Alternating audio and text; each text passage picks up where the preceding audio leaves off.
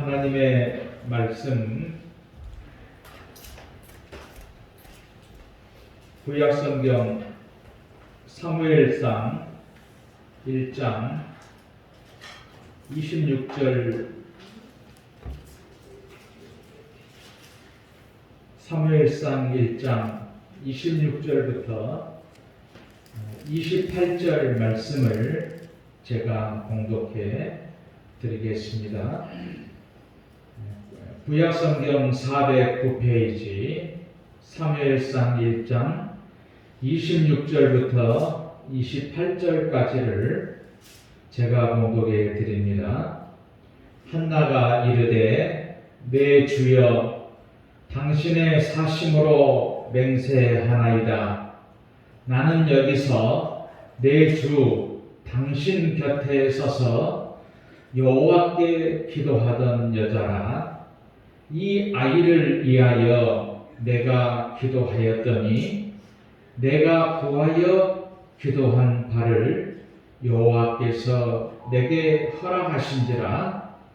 그러므로 나도 그를 여호와께 드리되 그의 평생을 여호와께 드리나이다 하고 그가 거기서 여호와께 경배하니라. 아멘. 오늘은 어린이 주일입니다. 그리고 총회 성교 주일로 우리가 예배를 봉헌합니다. 평생을 하나님께라는 그런 제목으로 말씀을 드리도록 하겠습니다. 우리 주변에는 자녀들 때문에 속상해하고 눈물을 흘리는 분들이 있을 것이고, 반대로 부모님 때문에 마음이 상하고 눈물을 흘리는 자녀들도 있을 것입니다. 그런가 하면은 한나처럼 오래도록 자녀를 기다리며 기도하지만 자녀가 없어서 안타까워하는 분들도 계실 것입니다. 그 마음과 안타까운 마음, 누가 감히 이해할 수 있겠습니까? 누가 감히 위로할 수 있겠습니까? 그러나 우리가 낙심하지 말아야 할 것은 생명의 주관자 되시는 하나님께 구하고 결과는 하나님께 맡겨야 하는 것입니다.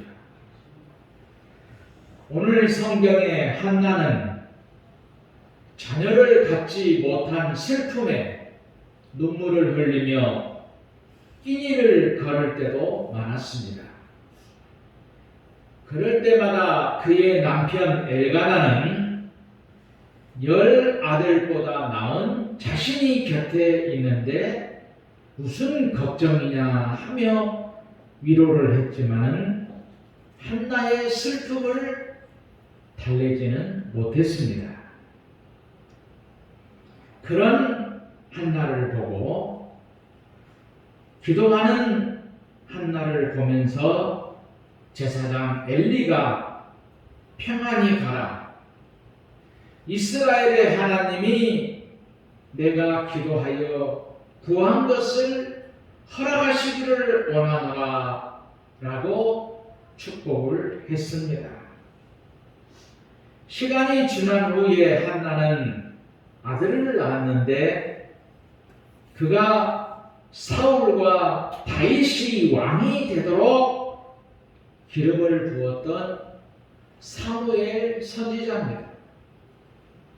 한나에게는 사무엘의 존재 자체가 기도의 응답이었고 신앙의 간증이었습니다.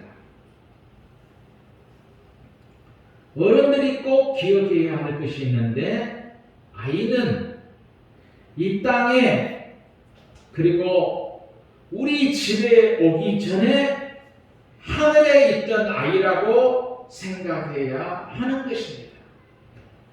그러므로 내 아이이기 전에 하나님의 아이라는 것입니다. 하나님께서 잠시 우리 가정에 맡기신 선물입니다. 그러므로 생명의 잉태를 확인한 순간부터 아기의 존재 자체를 감사해야 하는 것입니다. 평생을 하나님께 한나는 사무엘을 낳기 전에 이렇게 기도했지요. 주의 여종에게 아들을 주시면 내가 그의 평생의 글을 여호와께 드리고, 그리고 사무엘이 태어나 어느 정도 자랐을 때에 오늘 본문에 보면 다시 한번 기도했습니다. 나도 그를 여호와께 드리되 그의 평생을 여호와께 드리나이다. 사무엘은 아직 어린아이였을 뿐인데 아이의 평생을 하나님께 드린다고 했습니다. 한나는 아이가 살아갈 인생이 모든 미래가 하나님의 뜻에 하나님의 손에 있음을 고백했습니다. 그러면 평생을 하나님께 맡기겠다는 이 기도는 하나님이 아이를 어떻게 빚어가시는지 지켜보겠다는 뜻이지요. 대부분 부모들의 문제가 아이의 평생을 하나님께 맡기지 않고 부모가 하나님의 역할을 대신하려고 하는데 문제가 있습니다. 우리가 책을 읽다 보면 단어와 단어, 줄과 줄, 그리고 위의 글과 아래 글, 장과 장 사이에 빈 공간을 우리는 여백이라고 합니다. 이 글을 쓰는 사람들은 여백의 중요성을 잘 압니다. 활자가 숨을 돌리고 독자의 눈이 쉬는 휴식처가 책의 여백이죠. 아무리 그 내용이 좋아도 여백 하나 없이 빽빽이 글자가 붙어 있으면 우리가 그 한 페이지 읽기가 굉장히 어렵습니다. 그러나 여백이 있으면 책이 읽기가 수월합니다. 이처럼 책의 여백이 필요하듯이 하나님이 주신 자녀들에게도 여백이 필요하다는 것입니다. 부모가 아닌 하나님의 손에 아이들이 어떻게 빚어질지 기대하며 빚어질 시간적, 육체적, 정신적, 영적 공간이 필요하다는 것입니다. 고대 중국의 사상가 모자가 말을 합니다. 항아리를 쓸모있게 하는 것은 동이 빚는 흙이 아니라 항아리 안에 빈 공간이다. 부모의 격려와 가르침이 없어도 된다는 말이 아니고 선생님의 가르침도 필요합니다. 하지만 어른들의 간섭이 없이 홀로 있는 시간도 있어야 된다는 것이지요. 아이들끼리 혼자 할 수 있는 일이 있어야 부모를 의지하고 하나님을 의지할 줄 알게 되는 것입니다. 부모 또한 자녀를 위해 할 수 없는 일이 있음을 알아야 됩니다. 부모는 자녀를 하나님께 맡기는 모습을 통해서 신앙의 본이 되어야 되는 것입니다. 그런데 아이들 곁에서 꼭 지켜봐야 안심하는 부모가 있습니다. 농부가 곡식 옆에 하루 종일 붙어 있다고 곡식이 제대로 자라는 것은 아닙니다. 물을 주고 도름을 주고 농부가 집으로 돌아가면 하나님의 창조의 질서에 따라 곡식이 자라고 열매를 맺게 되는 것이지요.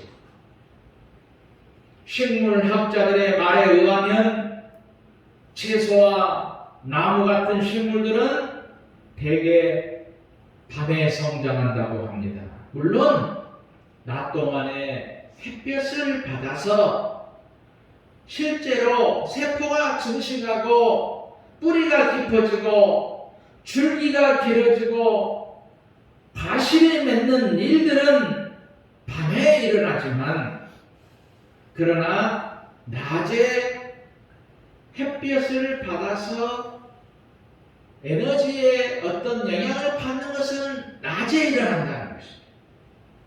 하지만 세포를 증식한다거나 뿌리가 자라난다거나 줄기가 길어진다거나 하는 것은 밤에 일어난다는 것입니다. 사람도 마찬가지인데 아이들은 곤히 잘 때 키가 크고 한창 성장기에 있는 아이들은 잘 먹는 것도 중요하지만 공부를 하는 것도 중요하고 부모님의 말씀을 잘 듣는 것도 중요하지만 충분히 잠을 자야 된다는 것이지요.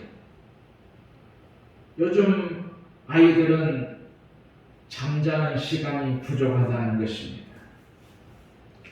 농부가 열매를 맺기 위해 할 수 있는 일이 한계가 있듯이 부모가 자녀를 키우는 데는 한계가 있다는 것입니다. 아무리 지켜본다고 부모 마음대로 되는 것은 아닙니다. 하나님께 맡겨야 할 부분이 있는 것입니다. 하나님이 정하신 속도대로 하나님이 자녀들의 삶을 어떻게 이끌어 가시는지 지켜볼 줄 알아야 하는 것입니다. 그런데 부모들이 서두르고 비교합니다. 다른 집 아이들과 비교합니다.